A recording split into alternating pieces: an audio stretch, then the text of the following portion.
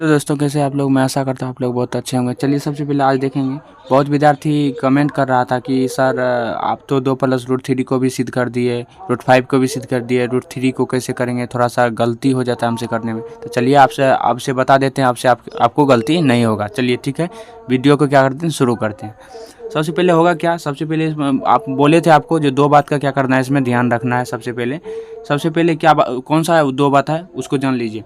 सबसे पहले क्या करना है, यहाँ पे हम बताए थे, यहाँ पे क्या करना है, मान लेना है। आपको किसी भी हाल में क्या करना है, मान लेना। तो मान तो सकते हैं, ठीक है, मान सकते हैं। तो यहाँ पे क्या करना है, आपको मान लेना है, ठीक है।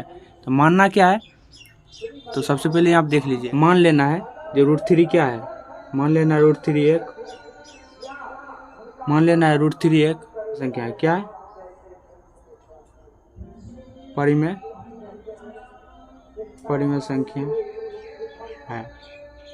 यहाँ पे एक बात और ध्यान रखना है, यहाँ पे लिख देना है विपरीत मान लेने पर।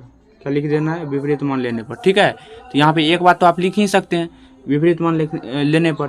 विपरीत मतलब क्या होता है, बार बार आपको बताए थे, उस वीडियो में ही बताए थे। विपरीत मतलब होता है उल्टा, ठीक है। विपरीत मतलब क्या होता है, उल्टा होता है। तो इस बात का आप ध्यान रखेंगे, ठीक है। उसके बाद देखिए क्या करें, इसको सॉल्व करते हैं। सॉल्व कैसे करेंगे, तो मान लेना है, देखिए √3 को क्या माने आप, √3 है तो √3 लिखिए बराबर में। √3 को क्या माने हैं, परिमेय संख्या। तो परिमेय संख्या माने है तो परिमेय को कैसे लिखते हैं, P/Q के रूप में लिखते हैं कि नहीं लिखते, लिखते हैं, बिल्कुल लिखते हैं। अब देखिए इसको क्या करेंगे, एक बात और आपको याद रखना है, दोनों तरफ वर्ग करने पर।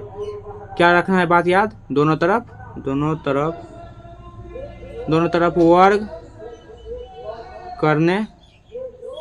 वर्ग करने पर, ठीक है। क्या बात याद रखना है, दोनों तरफ वर्ग करने पर। तो ये बात याद रखिएगा। तो दोनों तरफ वर्ग कर दीजिए। वर्ग मतलब क्या होता है, स्क्वायर होता है। तो स्क्वायर यानी वर्ग, वही हुआ, वर्ग कर दीजिए। ये क्या हुआ, स्क्वायर यानी वर्ग, वही हुआ। तो दोनों तरफ वर्ग करने पर इसका मतलब क्या होता है, तो दोनों तरफ वर्ग कर दिए, ठीक है, दोनों तरफ वर्ग कर दिए।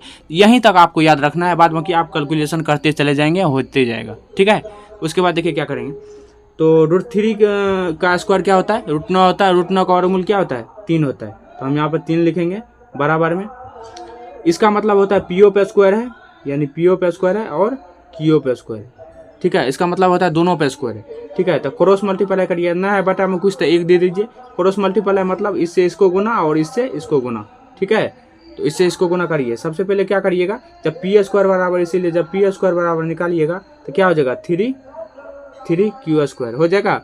इसको क्या लिख सकते हैं, समीकरण 1 तो लिख सकते हैं। समीकरण 1 लिख सकते हैं कि नहीं लिख सकते हैं, बिल्कुल लिख सकते हैं। उसके बाद देखिए, जब हम Q² बराबर निकालेंगे तो Q² बराबर, Q देखिए बराबर किस साइड है, अगर ये 3 को गुना में बराबर किस साइड भेजेंगे तो भागा में चल जाएगा। तो हम सीधा करके लिख लेते हैं, Q² बराबर P²/3।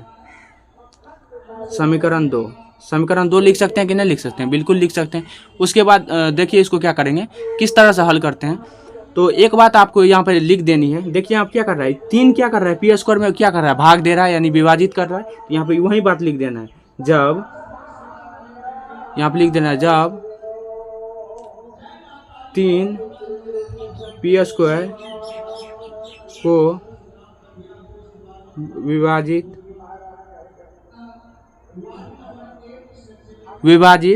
जब 3 P² को विभाजित करती है, यहाँ तक लिख देना है। तो P भी 3 को क्या करेगा, अगर 3 P² को विभाजित कर रहा है तो P भी क्या करेगा, 3 को विभाजित करेगा। तो P भी 3 को विभाजित करेगी। तो यहाँ ये बात आपको लिख देनी है, ठीक है। उसके बाद देखिए क्या करना है, यहाँ पे एक बात और लिखना है। तो अतः यहाँ पे लिख देना, अतः समीकरण 1 तथा समीकरण 2 से सिद्ध होता है कि, लिख देना सिद्ध होता है कि √3 एक अपरिमेय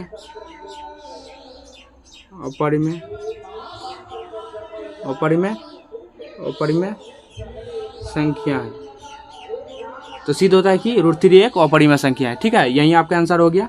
तो यही चीज इतना ही लिखना है आपको, यहाँ पे क्या मिल जाएगा 5 नंबर मिल जाएगा एग्जाम में। ठीक है।